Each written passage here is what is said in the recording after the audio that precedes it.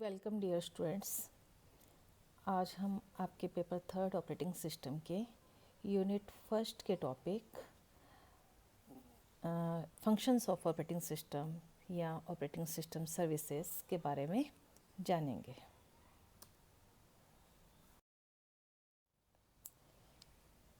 Operating system operations या हम ये बोल सकते हैं operating system services according to your syllabus. आपके सिलेबस में मेंशन कर रखा है ऑपरेटिंग सिस्टम सर्विसेज या फिर ऑपरेटिंग सिस्टम ऑपरेशंस। ठीक है, ये जो आज का वीडियो ट्यूटोरियल है ये इसके अंदर functions of an operating system या एक ऑपरेटिंग सिस्टम के क्या मुख्य कार्य होते हैं या हम यूँ कह सकते हैं कि what are the main components of an operating system. तो इस तरह का कोई भी यदि क्वेश्चन आता है या what are the services provided by the operating system या आप मतलब ऑपरेटिंग सिस्टम में क्या क्वालिटी होनी, एक अच्छे ऑपरेटिंग सिस्टम में क्या होना चाहिए, या आप यूँ कह सकते हैं कि ऑपरेटिंग सिस्टम की जो ऑपरेशंस हैं वो क्या होते हैं। तो इस तरह का कोई भी क्वेश्चन आता है तो उसमें ये सारे टॉपिक्स आपके कवर होते हैं। आज के वीडियो ट्यूटोरियल में जो मैं टॉपिक कवर करने जा रही हूँ ये आपके फंक्शंस में भी, सर्विसेज में भी, ऑपरेशंस में भी, वर्किंग ऑफ ऑपरेटिंग सिस्टम में भी, या एक अच्छा ऑपरेटिंग सिस्टम कैसा होना चाहिए, या नॉर्मली ऑपरेटिंग सिस्टम के मुख्य कार्य क्या होते हैं, ये सारे टॉपिक्स कवर होते हैं। तो देखिए मैं यहाँ पे लिखा है here is a list of common services offered by and almost all the operating systems: process management, processor management, memory management, device management, secondary storage management, file management, security management, communication, backup and recovery, error detection, user interface, accounting. तो next slides में हम one by one इनके बारे में जानेंगे कि ये क्या चीज़ है।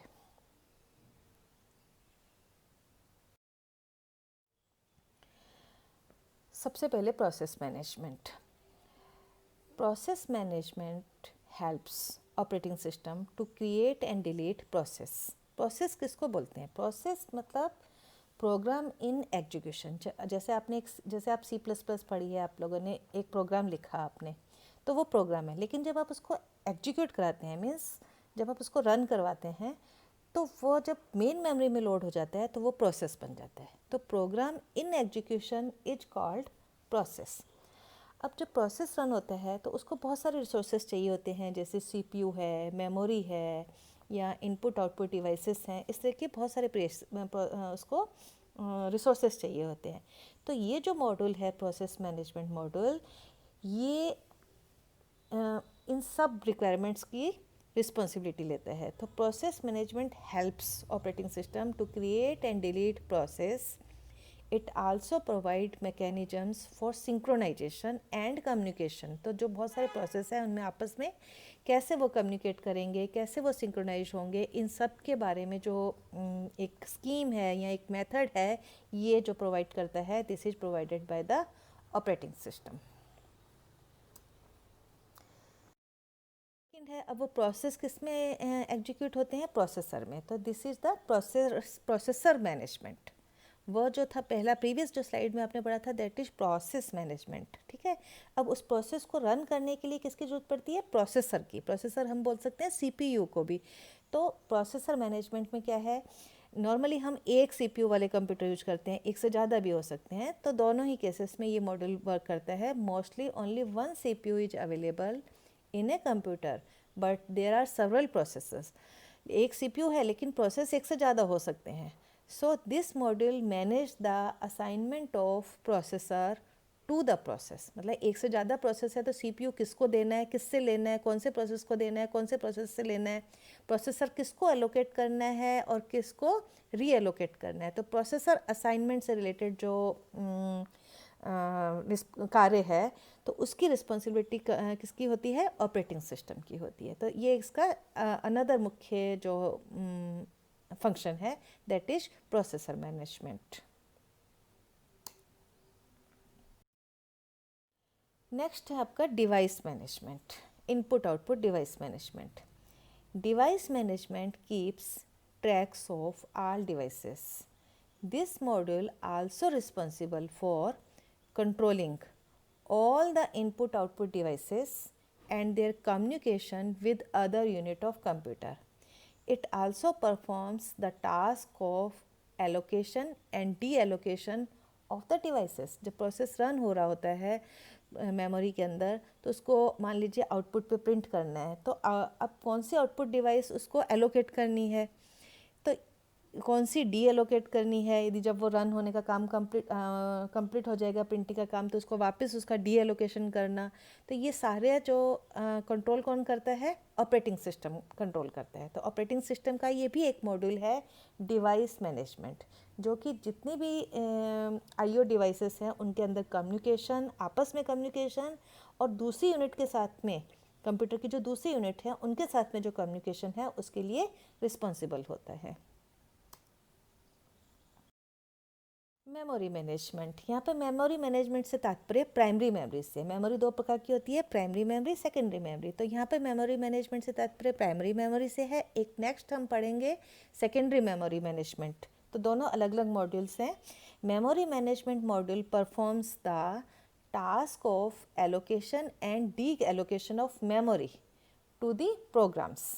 This module is very important to speed up the processing of the computer. तो जितनी इफ़िशेंटली वो मेमोरी को एलोकेशन करेगा, या उस जब प्रोसेस कंप्लीट हो जाएगा तो मेमोरी वापस डी एलोकेट करेगा, जितना ये प्रोसेस फास्ट होगा उतनी ही कंप्यूटर की प्रोसेसिंग क्या होगी, आपकी फास्ट होगी। तो मेमोरी मैनेजमेंट में एलोकेशन इस तरह से किया जाता है कि it improves the CPU utilization and further improve the system efficiency. Next module है file management. The operating system is responsible for creation and deletion of files and directories. अपन जब डेस्कटॉप पे हैं, आप राइट क्लिक करके file या directory create करते हैं, डिलीट करते हैं, तो ये सारी फैसिलिटी कौन प्रोवाइड कर रहा है? ये फैसिलिटी प्रोवाइड कर रहा है आपको विंडो ऑपरेटिंग सिस्टम। जब आप विंडो एनवायरनमेंट में काम कर रहे हैं, तो जिस भी ऑपरेटिंग सिस्टम या जिस भी एनवायरनमेंट में आप काम करेंगे, तो इस सब की रिस्पॉन्सिबिलिटी आपकी नई फाइल्स बनानी है, डिलीट करानी है, दूसरी फाइल रिलेटेड एक्टिविटीज़ हैं, जैसे फाइल कहाँ स्टोर होगी, कहाँ से रिट्रीव होगी, उसका रीनेमिंग करना, नेमिंग करना, उसको प्रोटेक्शन भी देना कि कौन उसको एक्सेस कर सकता है, कौन उसको एक्सेस नहीं कर सकता है। ये सारी फैसिलिटी कौन प्रोवाइड करता है? Operating system. Secondary storage management. This module is responsible for proper arrangement of data at secondary as well as primary memory level. Better organization and systematic storage gives fast access of data during the execution of program, which improves the system efficiency and reduce the operation time. तो secondary storage management में किस तरह से execution के time systematically आप storage assign करते हैं और किस तरह से एलोकेट करते हैं और डी एलोकेट करते हैं या फिर री एलोकेट करते हैं। सब चीज़ें हैं, एलोकेशन करना, फिर उसको वापस से हटाना, फिर आपको वापस से री एलोकेट करना। तो ये सब प्रोसेस इतना सिस्टमेटिक वे में ऑर्गेनाइज करता है ऑपरेटिंग सिस्टम। इस तरह से ऑर्गेनाइज करता है कि जिससे सिस्टम एफिशिएंसी जो होगी वो इम्प्रूव हो और ऑपरेशन टाइम जो है, उसका जो प्रोसेसिंग टाइम है वो कम हो और लेकिन फास्ट हो। आपका security management. Security, this module provide the scheme of security by which system is safe from unauthorized access. आपने देखा होगा जब आप विंडो में काम करते हैं तो ये उसमें एक फैसिलिटी होती है कि शुरू में जैसे आप एंटर करते हैं तो वो आपसे पासवर्ड मांगता है। यदि आपने वो उसको इनेबल कर रखा हो तो वो पासवर्ड मांगेगा, ठीक है। तो वो आप पासवर्ड देंगे, यदि आपको पासवर्ड पता होगा तभी आप उस सिस्टम को यूज कर सकते हैं, ऑपरेटिंग सिस्टम से में आगे कार्य कर सकते हैं, अदरवाइज आप एंटर नहीं कर सकते। तो ये this is the means of security या प्रोटेक्शन देना। तो security model protects the data and information of a computer system against malware threat and unauthorized access. हर कोई एक्सेस नहीं कर सके आपके सिस्टम को, उसके लिए ये इस तरह के सिक्योरिटी मैकेनिज्म जो प्रोवाइड करता है, and these mechanisms are provided by the operating system. Communication. Communication क्या होता है? दो तरीके से होता है। एक तो होता है आपका इंटरनल कम्युनिकेशन, एक होता है आपका external communication. Internal communication is performed by the system buses. It passes data and signals to various peripherals. Peripherals का मतलब इनपुट, आउटपुट और मेमोरी, जितनी भी अंदर डिवाइसेस हैं आपस में जो कनेक्टेड होती हैं उनमें बसेस लगी होती हैं, सिस्टम बस, जो कि डेटा को लाने और ले जाने का काम करती हैं। तो सीपीयू और मेमोरी, मतलब पेरिफेरल्स के साथ में सीपीयू भी आ गया आपका, और इनमें जितना भी है मेमोरी भी है, जो भी डिवाइसेस हैं, इन सब में जो आपस में जो कम्युनिकेशन होता है that is known as internal communication. External communication क्या होता है? It is responsible to acquire data from the external world. यदि आप किसी दूसरी यूनिट से कंप्यूटर सिस्टम की अनदर यूनिट से आप कोई भी डाटा मतलब दो सिस्टम के बीच में आदान प्रदान हो रहा है तो that is external communication.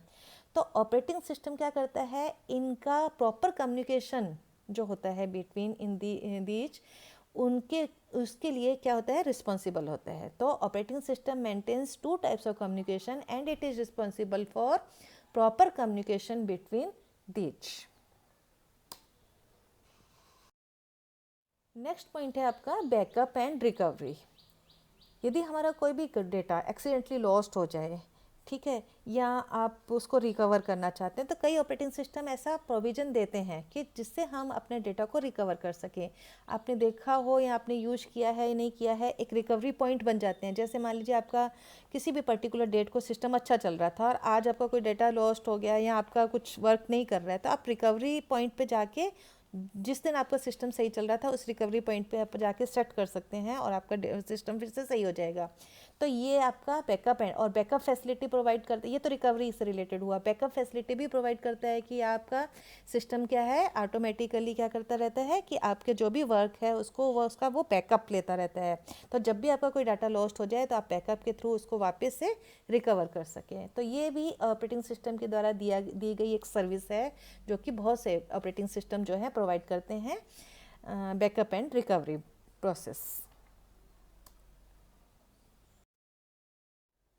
User interface, ये सबसे इम्पोर्टेंट इसका सर्विस है ऑपरेटिंग सिस्टम की, जो कि बहुत ही इम्पोर्टेंट है कि कितनी इजीली आप और कितनी कन्वीनियंटली आप सिस्टम को यूज कर सकते हैं। तो यूजर इंटरफेस बेसिकली दो प्रकार का होता है, एक तो CLI कमांड लाइन इंटरफेस, और दूसरा होता है आपका GUI जो आप यूज करते हैं विंडो के अंदर, ग्राफिकल यूजर इंटरफेस। CLI जो इंटरफेस है ये पहले यूज होता था डॉस एनवायरनमेंट में, डिस्क ऑपरेटिंग सिस्टम में। उसमें क्या होता था कि हम जब भी कोई कंप्यूटर को कमांड देनी है तो हम प्रॉम्प्ट पे टाइप करते थे। जैसे मान लीजिए आपको फाइल डायरेक्टरी देखनी है तो आप DIR टाइप करते थे, आपको डेट देखनी है तो आप डेट टाइप करते थे, आपको यदि फाइल मतलब कोई फाइल सॉर्ट करनी है तो आप SORT सॉर्ट टाइप करते थे। लेकिन ये सब मतलब उसमें क्या होता था, इंटरेक्शन किससे होता था? टेक्स्ट कमांड से होता था। तो जो भी कमांड आप देते थे उसको ऑपरेटिंग सिस्टम क्या करेगा? पहले इंटरप्रेट करेगा। Any command given by the user first interpreted by the operating system and then the action is taken by the system. तो उसको इंटरप्रेट करके सिस्टम कॉल, अब हम आगे पढ़ेंगे, तो सिस्टम कॉल इनिशिएट करता था और उसके हिसाब से उसका जवाब मतलब रिस्पॉन्स आता था, और उस रिस्पॉन्स के हिसाब से हमें वापस उसका आउटपुट जो है स्क्रीन पे देखने को मिलता था। तो ये डॉस एनवायरनमेंट में यूज होता था। लेकिन अब जो यूज होता है वो है आपका GUI ग्राफिकल यूजर इंटरफेस। ये विंडो सिस्टम है, इसमें पॉइंटिंग डिवाइसेस यूज करते हैं, जैसे माउस हम यूज करते ही हैं, ट्रैक बॉल है, ये to point the IO devices, choose from menus driven interface and make choices viewing from number of list and a keyboard to enter the text. ठीक है, तो पॉइंटिंग डिवाइसेस से और कीबोर्ड से हम जो है इंटरेक्ट करते हैं सिस्टम के साथ में।